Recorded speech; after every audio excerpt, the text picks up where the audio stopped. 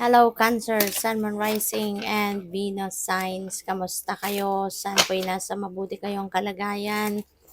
Welcome back po sa Star Tarot. At kung bago kayo rito, welcome din po kayo. Please subscribe, like, share my videos, and leave me a comment kung nakaresonate kayo. So, we have abundance, Cancer. Swerte mo. May growth pa and hope. So, napakaganda. Napakaswerte mo, napakaganda ng mga pangyayaring ito, mga energies na to, no? This is really beautiful. So feeling ko ang lahat ng ito, no, yung growth niya, ng abundance na yan, nagmula, no, dito sa hope ninyo. Siyempre, 'di ba? Yung pag-asa, laging nandiyan dyan, hindi man ito nakikita, hindi man siya visible by naked eye, pero nararamdaman natin, no? At nararamdaman natin yung epekto nito.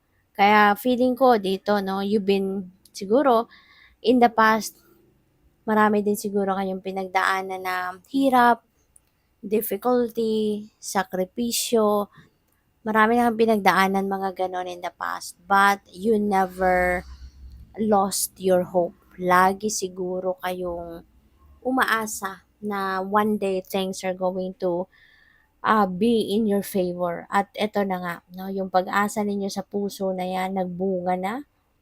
Yung pag-asa na sa tagal ng panahon, no, niyakap lang ninyo yan. At nagtiwala ka sa universe, sa ano niya, plano niya para sa'yo. Tignan mo kung ano ang ibibigay sa'yo ng divine.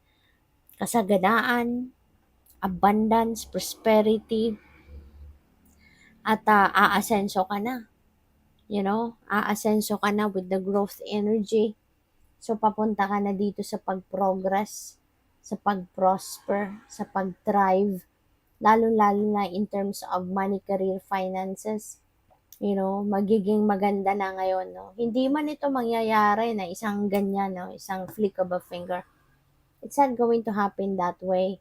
Kasi, di ba, lahat is a process. Everything is a process. Kaya, at least ngayon siguro, no? Ito na yung simula.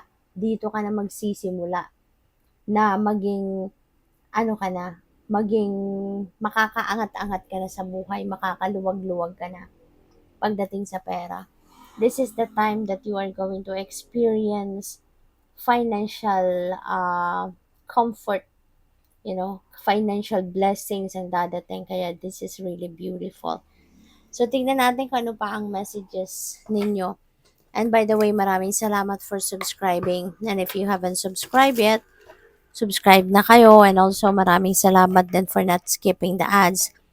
Malaking bagay yan sa akin. And also, please click the join button sa baba ng video kung gusto ninyo na mag-join kayo sa membership. Okay? Salamat. So, we have the poet, relationships, and vulnerability. So, maaari ngayon na you are uh, going to be more vulnerable.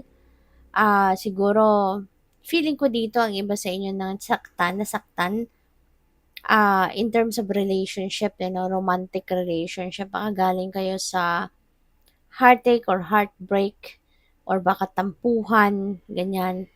Maaaring nanggaling kayo sa ganong sitwasyon and now, siguro magiging mas maayos na ang inyong sitwasyon. Po pwedeng may reconciliation na dito, maaaring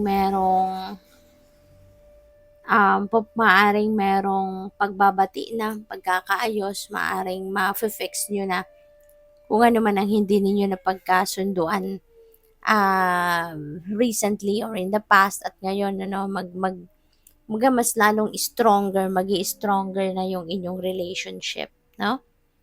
So, what else? We have the storyteller, viewpoints, control. So, ang iba siguro sa inyo dito, pwede maraming pag-uusap ang magaganap na siguro ito yung mangyayari before na magkaayos kayo. Siguro kaya kayo magkakaayos because ngayon maghaharap kayo, maaaring magkakaroon ng masinsinang pag-uusap, may lalabas mo kung ano yung saloobin mo, ano yung stand mo on a subject, ganon din yung person mo. So, puwedeng magkakausap kayo rito at, idi-discuss ninyo siguro, 'di ba, yung mga hindi ninyo napagkakasunduan.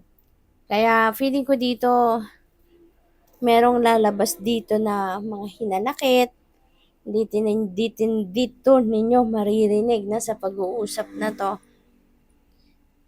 yung mga, siguro mga tinatago ninyo sa sarili ninyo, 'di ba? Yung dinidibdib niyo lang, I mean kinikimkim niyo lang, 'di ba, na mga nararamdaman in the past, pupuwedeng ngayon mapag-uusapan na, you know.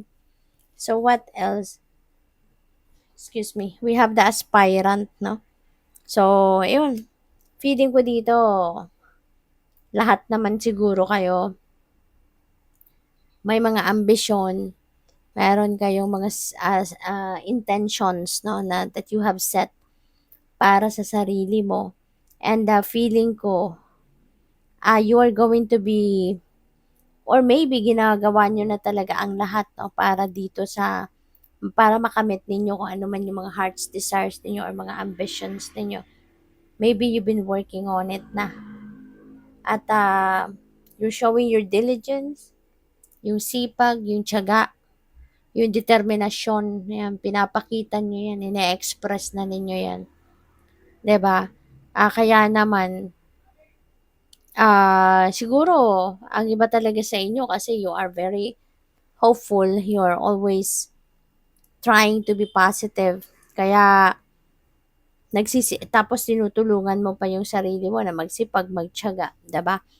Kaya kahit ngayon siguro, 'no, baka mayroong mga na-e-experience kayo mga setbacks, baka mayroon kayong mga na-e-experience na may mga na-e-experience kayo na, ah, mga problema siguro, mga challenges, kayang-kaya din ninyo 'yan solusyonan, you know? Kasi ano kayo, when there is hope in your heart, kahit ano problema, malalagpasan ninyo 'yan. Kasi lagi kayong aasa at gagawan ninyo ng paraan, 'di ba? Gagawan ninyo ng paraan na 'yan ay masolusyunan, yung gano'n. Kaya natural lang 'yun, 'no? Natural lang din na merong mga setbacks na na-e-experience tayo sa buhay. Kaya kung ano man ito, 'no, huwag kayong mag-alala. Kasi one day, soon, 'no, mo din 'yan, mahahanapan mo din 'yan ng solusyon. So, tignan natin kung ano pa yung mga messages ninyo. We have 10 of Cups. Ayan. So, happy family. Magiging masayang-masaya ka. Hindi lang ikaw, kundi pati na rin ang buo mong pamilya. And dahil din yan dito, no, sa hope, sa growth, sa abundance, 'di ba? Kaya you will be blessed. Talaga, bibiyayaan ka ng universe, no, ng kasiyahan, mga bagay na magpapasaya sa'yo.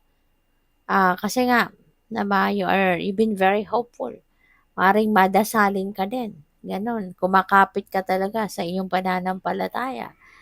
'Di ba, gano'n ba? So, 'yun, yung happy family na 'to, domestic bliss na 'to, is really a beautiful energy, 'no, na may experience mo 'to sa ngayon. Magiging masayang-masaya ka.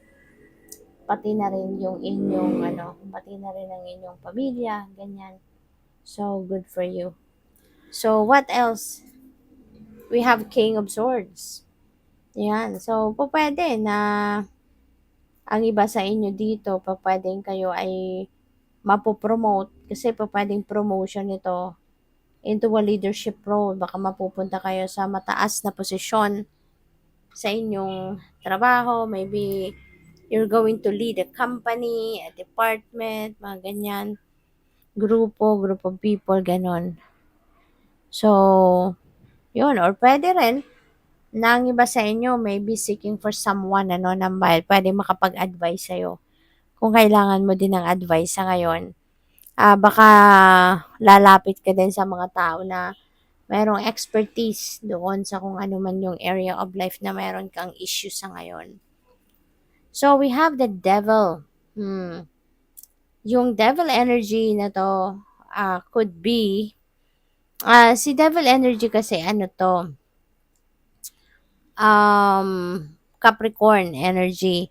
So, baka you will be dealing with a Capricorn person around this time.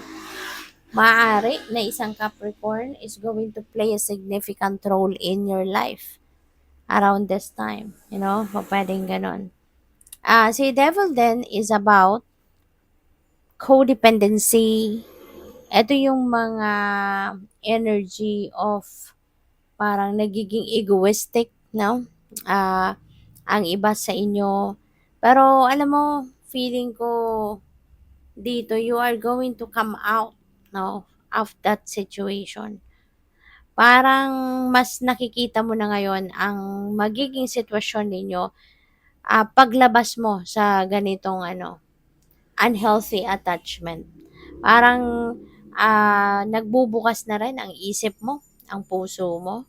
Nagbubukas na rin yung sarili mo para sa pagbabago. Yun ang napipick up ko dito. So, good for you. Kasi finally, 'di ba, maiisip mo na, magdedesisyon ka na, naiwanan talikuran na kung ano man yung unhealthy attachment na ito, no? Whether that is people pleasing, pwedeng addiction and obsession, from something or from someone, kasama yan. No? So, depende sa inyong sitwasyon. If this message resonates with you, then alam ninyo kung anong klaseng unhealthy attachment ang meron kayo. So, good luck. Thank you for watching. Love and light. Namaste.